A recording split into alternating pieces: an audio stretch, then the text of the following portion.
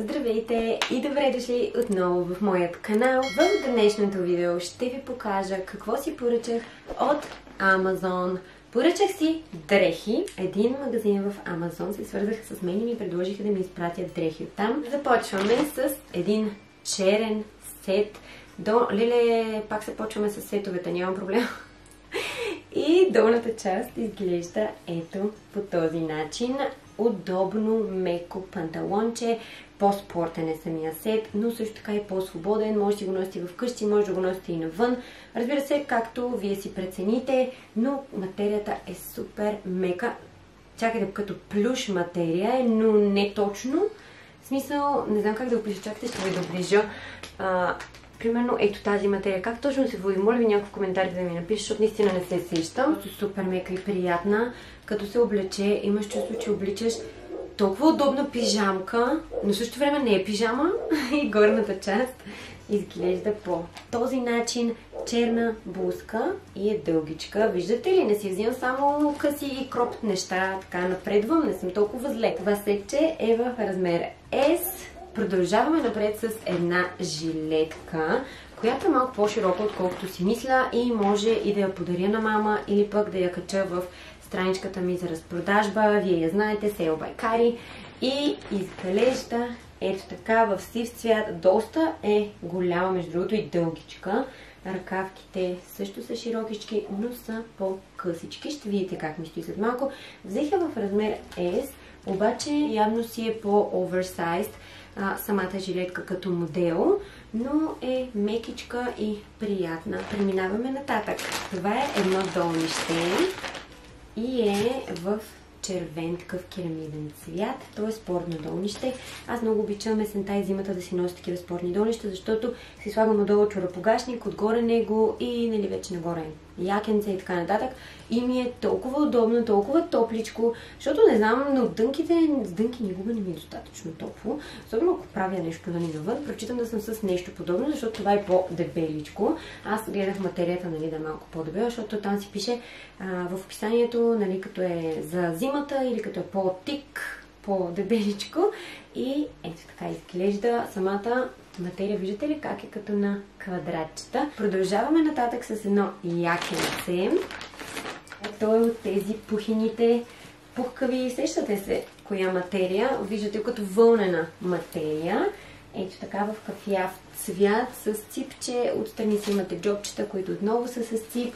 И моето, това в Фес ли го взех или в XS? Това съм го взела в Фес, но пак е малко по-оголемено. Вижте го.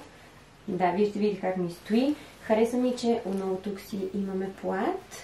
Малко така да се събере, да се свали, нали, по-надолу. Мекичко и приятно. Сега за есента ще е супер да се сложи и да се наметне отгоре. Но за зимата със сигурност ще ви е студено с него. По-скоро е нещо есенно. Следващо нещо... Сещам се какво е това. Продължаваме с нещо по-различно за мен. Такива, между другото, бяха модерни, като аз бях в училище и си взимах риски. Обаче това не е риска, а е като плюшено якенце, дълга жилетка, нещо такова. Обаче аз това си го взех да си го нося у дома. По принцип, като го видях, то мисля, че беше в секцията с такива пижамени неща. Въпреки, че на картинките го имаше жени, които го носят навън, но аз бих го носила у дома, нали, като ми е студенко, иначе има качулка. Така че, не знам, май не е лоша идея да се носи и навън, но защото му е като вижте каква е мекичка и приятна, като хавлиена материя. И това си го представим да си го носи у дома, като е по-хладно, като е червено, ми дава коледни чувства.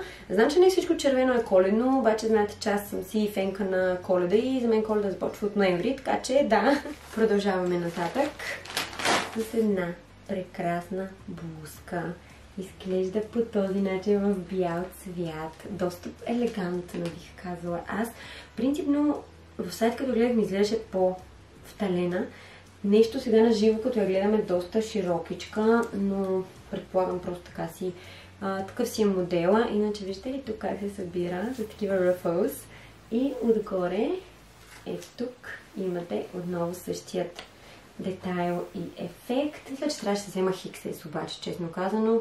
Материята е много нежна, но задължително трябва да стои на закачалка и да си я гладите всеки път преди носене. Брах си абсолютно същата, но в розов цвят, в бебешко розов цвят.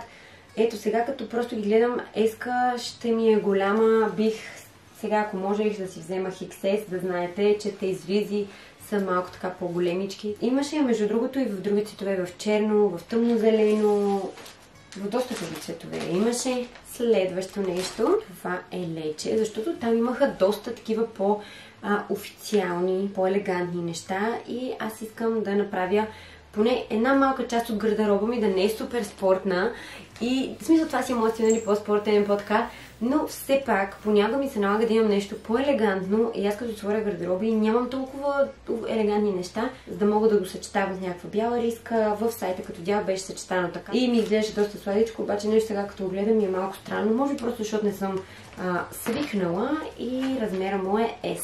Сега гледам това нещо, обаче аз не съм го избирала. Това според мен са ми го изпратили така отделно. Това не съм го избирала. Може би ще го подаря на мама, защото аз не знам дали ще го нося. Но ето тази рокличка. Тя е дълга рокля. Аз като цяло не нося такива рокли, но тази ще ми е много голяма. Не са много мой стил. Според мен, ако се комбинира по някакъв, нали, по-интересен и як начин, би стояла добре. Просто не е много моя тип. Аз ще облека да видите как ми стои, но според мен е широкичка. Вече сме и на последното нещо, което е в един прекрасен розов цвят. И това бих казала, че ми е най-любимото. Сет комплект от 3 части. Първо имаме ето това сладко потниче. Материята е много хубава, защото точно тези, които се използват за по-спортни облекла, има доста еластичност, много лекичка и в същото време е мека материя. Първо потниче. След това имаме долнище, което е пак в същия цвят и надолу става малко по-широкичко в размер SST и горната част. В момент да ви покажа горната част. Горната част е една дълга розова жилетка. Чак да ви покажа колко дълга. Това за мен смисъл е доста дълго, особено понякога как прекалявам с тези къси нещица. Това така по-дългичко, по-различно и мога да си нося, нали, само тези двечките и ако реша, нали, мога да си сложи тази жилетка, ако е по-студено или нещо такова. И ненавищо за мен, нищо, че е така дългичка, стои доста добре и доста сладко и отново комплекта го имаше в различни цветове, в бяло, в черно, по-тъмно зелено, по-светло зелено, имаше доста голям избор. И да, това беше последното нещо. Ще оставя линкове за всички дрехи долу в описанието и ще се видим в следващото видео. Чао от мен!